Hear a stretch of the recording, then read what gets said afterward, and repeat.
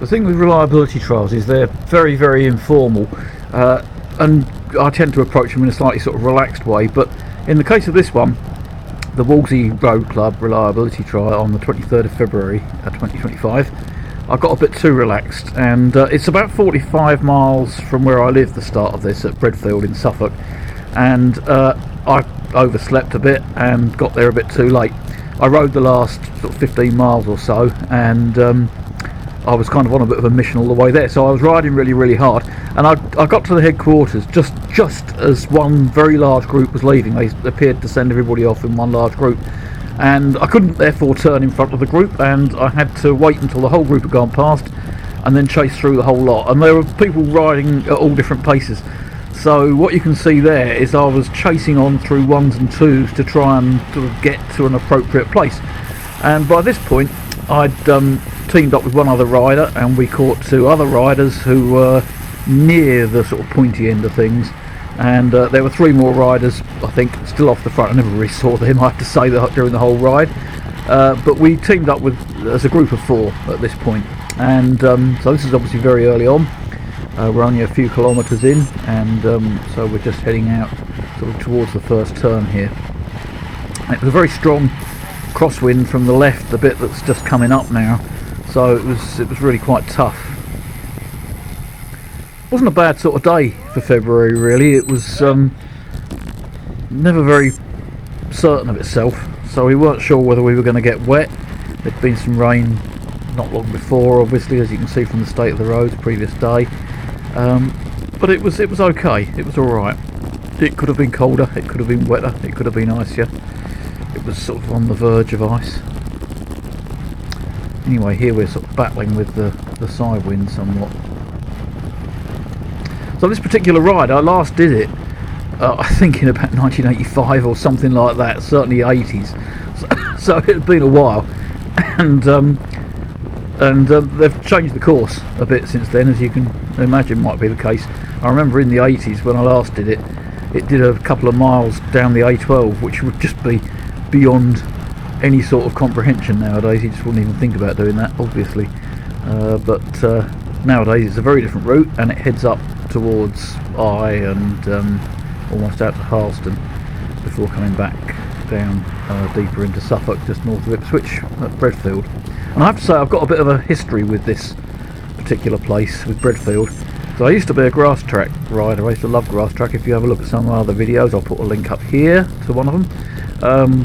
It was really my speciality. So back in the 90s, I had my first national championship medal on grass track, actually, and so it was something I loved doing. And in 2014, I was 50. I'd just turned 50 actually at the time that this all happened, and I had a fairly horrific grass track crash. They're very unusual grass track crashes, or at least serious ones are, but this one was a bad one. We'll never really know quite what happened, but basically a lot of people thought I'd lost consciousness while I was on the bike, but anyway, I ended up coming off the track and going into the side of a car, and ended up in ITU for one night and hospital for a week, which wasn't a bundle of laughs.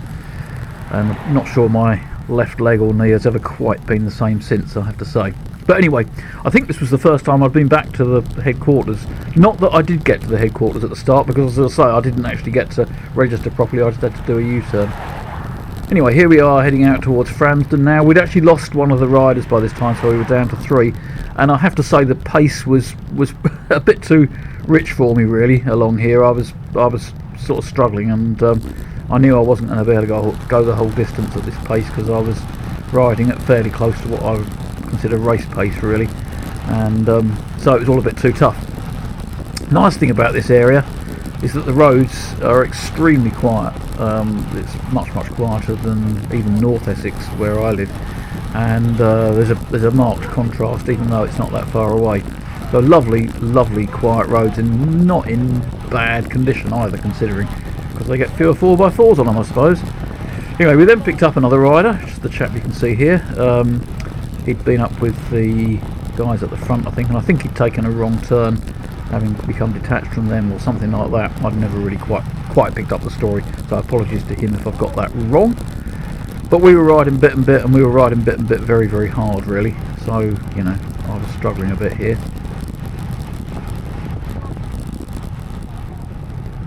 And it was still quite early on, of course. You know, there's not much of the ride gone here. As you can see, I'd done quite a few kilometres before I started, but you can see the sort of distance. So this is coming into I, making the right turn, so we've just got to our first turn point. We'd just had quite a few miles of tailwind, so it had been really quite pleasant, and now we were about to pick up the crosswind from the right, and I guessed that I was going to find this stretch really quite hard, and I did. Guard down.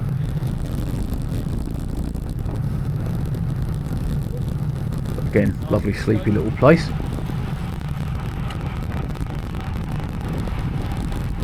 we've now picked up the crosswind. I have to say the wind was coming from the right. I wasn't getting a lot of shelter here. The main reason I put this clip in was I wanted you to be able to see the provenance of the big muddy splatter that's on my lens for quite a long time after this. This is where it arrived. Still on winter roads, and you know, we were riding bikes with no mud guards, and yeah, so you get splattered. You can see the state of my handlebar tape actually. It wasn't that clean before the start, but it was a lot dirtier after the end.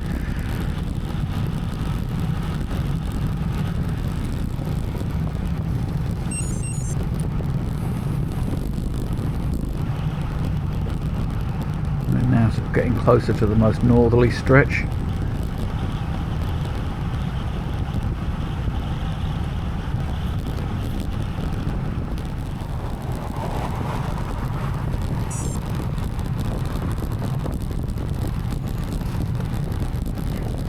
I think you can kind of sense the pressure that was on at this point, really. People digging quite deep by this stage. And the reason I hadn't waited was because I didn't know what was going on behind, because when I'd done that chase, I'd chased through a lot of ones and twos, but there didn't seem to be any actual group forming behind. A lot of organisers don't send rides off in one big group because it tends to be too disruptive to traffic. This one's a bit different because there's so little traffic in the Bredfield area, so I suppose you can sort of get away with it a bit more here. But it sorted itself out to an extent, but no obvious large group had formed behind that I could see, so I was a bit nervous about waiting. By this point, one of our number had actually decided to wait for the group. I think he was feeling it a bit too much, and with the benefit of hindsight, I would have been better off doing that as well, but I didn't. I stayed with it. And you can see here we're in Bredfield, and I'm kind of hoping I can hang on to the end, but doubting it, I think, is probably the best way that I can put it. And sure enough, not much further down the road, this happened. Somebody went through and did a very hard turn. I have to say, he was doing rather hard starts to his turns fairly consistently, and that blew me off the wheel, I'm afraid. I just couldn't hold the wheel after that.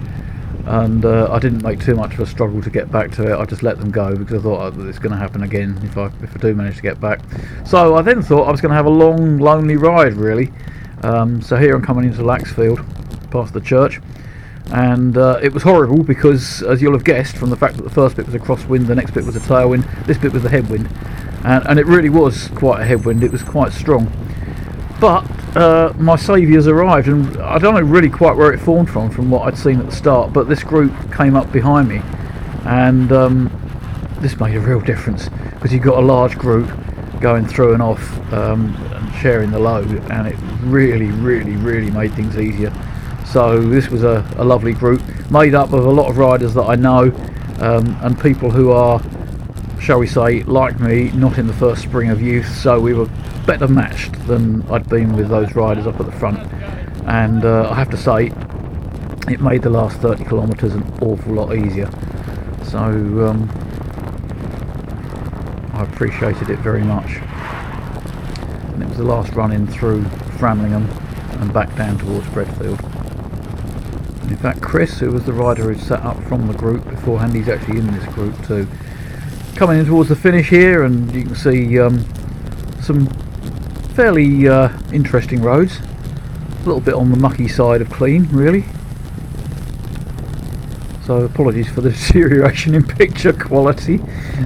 Obviously a little bit of mud spattering going on here. Anybody ever spoken to him about that?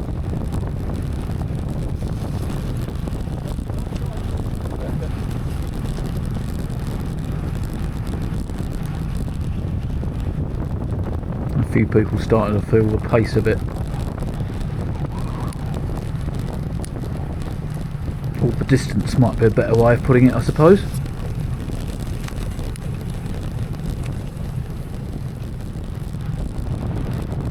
And then back into Bredfield. So a very different ride to that 1980s one. I can't remember an awful lot about that really. I can remember there was a group of us that went off the front, and somebody I've known for many years, a chap by the name of Richard Bradley, who was an extremely accomplished rider.